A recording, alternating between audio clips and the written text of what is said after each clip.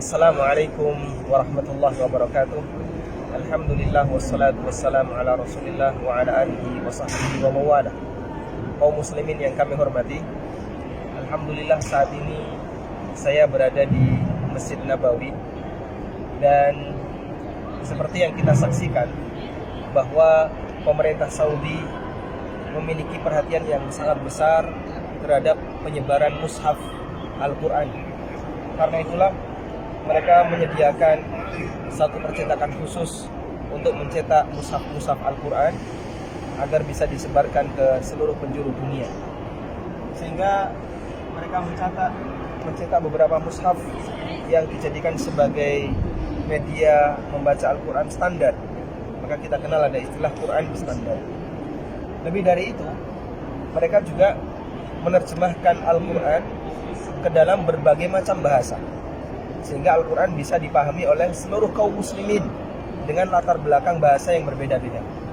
Di sebelah kanan saya ada sebuah rak yang di situ ada banyak sekali terjemah Al-Quran dengan berbagai macam bahasa.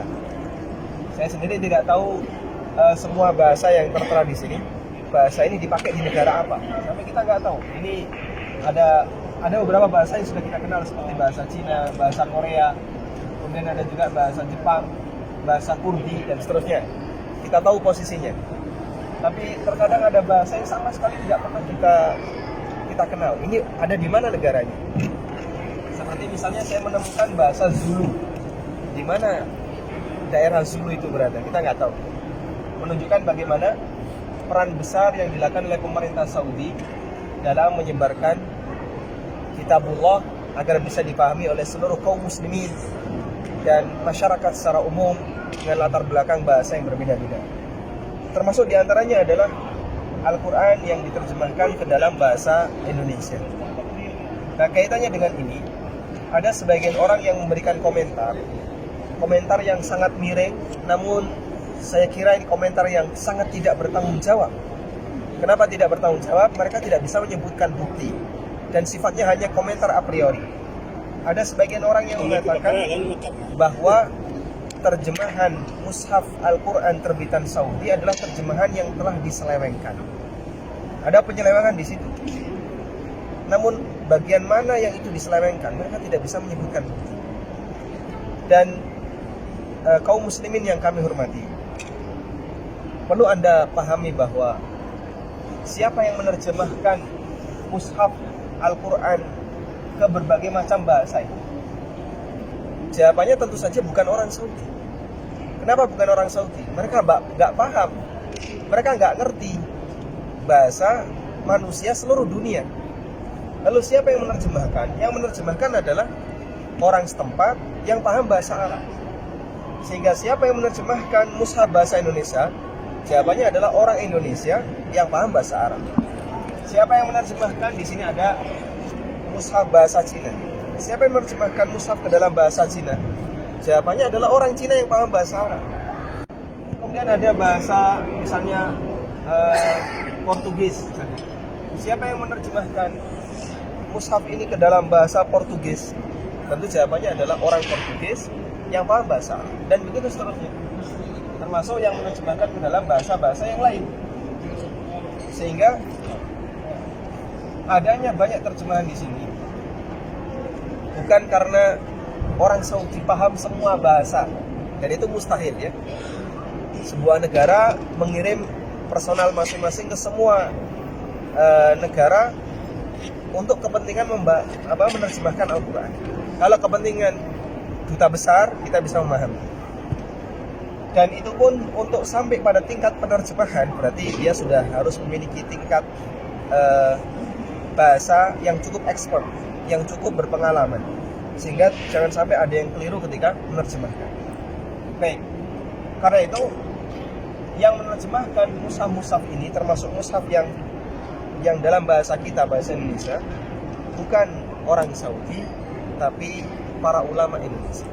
Siapakah mereka? Sebenarnya Anda bisa buka di bagian awal, di bagian depan. Di situ ada pengantar yang disampaikan oleh Ketua Yayasan Penyelenggara Penterjemah atau Pentafsir Al-Quran. Ketika proyek ini diselenggarakan, Depak membuat sebuah yayasan penyelenggara, penterjemah, dan pentafsir Al-Quran. Yang kata pengantar ini ditandatangani oleh Profesor Sunaryo SH sebagai ketua yayasan. Dan Anda bisa perhatikan, beliau mengatakan di sambutan yang beliau sampaikan bahwa terjemah ke dalam bahasa Indonesia ini dilakukan selama 8 tahun mereka mengerjakan tugas berat ini. Siapakah yang mengerjakan? Mereka adalah kawan-kawan anggota Dewan Penterjemah yang sejak semula sampai selesainya tugas ini tekun memberikan waktunya yang berharga baik siang maupun malam dengan tidak mengenal lelah. Mereka kemudian disebutkan siapa saja Dewan Penterjemah itu, ada 10 orang di sini. 10 orang itu diantaranya adalah Profesor Hasbi As-Siddiqi, kemudian Profesor Bustani Abdul Ghani, kemudian juga termasuk Kiai Haji Ali Maksum, dan banyak lagi tokoh-tokoh yang barangkali mereka adalah para guru bangsa, para pendahulu-pendahulu kita yang telah memberikan karyanya untuk bangsa Indonesia melalui terjemah Al-Quran. Nah, kalau kemudian ada orang yang memberikan komentar bahwa mushaf terjemah Saudi telah diselewengkan oleh pemerintah, itu hakikatnya adalah tuduhan bagi para guru bangsa yang tadi kita sebutkan. Dan tuduhan ini jelas tuduhan yang sangat a priori, tidak bertanggung jawab, gak ada bukti, sifatnya hanya dalam rangka untuk menyebarkan kebencian karena latar belakang mereka tidak suka dengan negeri Saudi, barangkali karena mereka berbeda pendapat dalam satu atau dua masalah.